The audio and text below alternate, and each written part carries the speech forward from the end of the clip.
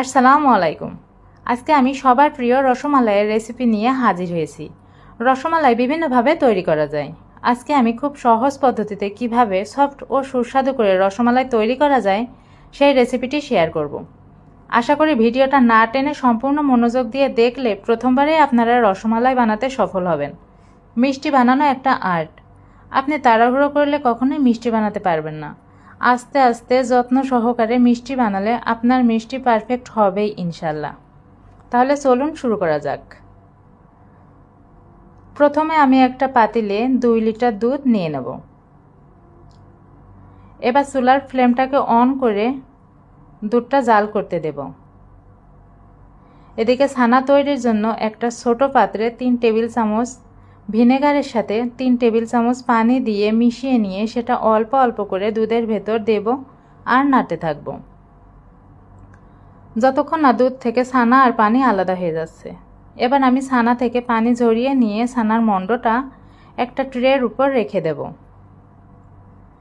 এখন আমি চিনি শিরা তৈরি করার জন্য একটা বড় পাতিলে 4 কাপ চিনি, তার সাথে 3.5 কাপ পানি দিয়ে দেব। 3-4টা এলাচ দিয়ে দেব। এবার একটু নেড়ে দিয়ে চুলার ফ্লেম অন করে শিরাটা জাল করতে দেব। এবার হাত দিয়ে ছানাটাকে ভালো করে মথে নিতে হবে। এই পর্যায়ে যদি মনে হয় আপনাদের ছানাটা কিছুটা শক্ত তাহলে সামান্য পানি দিয়ে দেবেন। আমি 8-10 মিনিট মথে নিয়েছি। ছানাটা যত সময় নিয়ে ভালো করে মথবেন আপনাদের মিষ্টি ততটা সফট আর নরম হবে।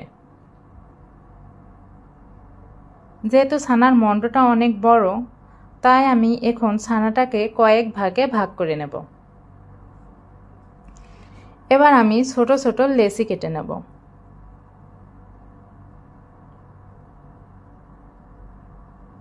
সবগুলো লেচি কেটে নিয়ে তারপর হাতের তালুতে নিয়ে ঘুরিয়ে ঘুরিয়ে এইভাবে মসৃণ করে লম্বাটে শেপ দিয়ে নেব। এভাবে আমি সবগুলো শেপ দিয়ে নিয়েছি। আমার চিনির শিরাতে বলক চলে এসেছে। এবার আমি সবগুলো ছানার বল এক এক করে চিনির শিরায় দিয়ে দেব। এবার ঢাকা দিয়ে দেব। এখানে আমি ঝাঁক তোলার জন্য 1 চামচ ময়দার সাথে কিছুটা পানি মিশিয়ে শিরায় দিয়ে দেব। 20 মিনিট জাল করার পর আমার মিষ্টিগুলো নেড়ে দেব। আমার মিষ্টিগুলো হয়ে গেছে। যেহেতু মিষ্টিগুলো অনেক ছোট তাই 20 মিনিটের বেশি সময় লাগবে না। এই পর্যায়ে যদি মনে হয় আপনাদের চিনির শিরা কিছুটা ঘন তাহলে অবশ্যই 1 কাপ গরম পানি অ্যাড করবেন।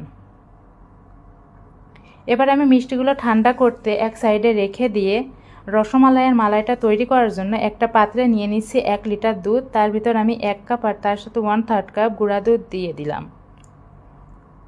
নেড়ে চেড়ে মিশিয়ে দেব। দুধে বলক চলে আসলে আমি আধা কাপ লাল চিনি দিয়ে দেব। লাল চিনি দিলে কালারটা সুন্দর আসে। দুধটাকে আমি জাল করে অর্ধেক করে নেব। দুধটা ঘন হয়ে অর্ধেক হয়ে গিয়েছে। এবার আমি 1/4 কাপ সাদা চিনি দিয়ে দেব।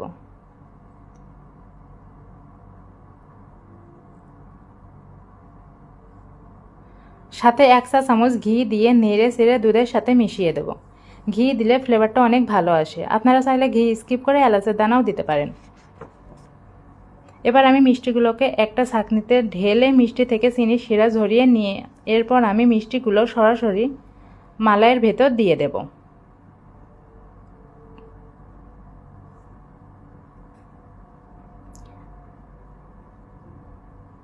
ঢাকা দিয়ে 5 মিনিট জাল করব।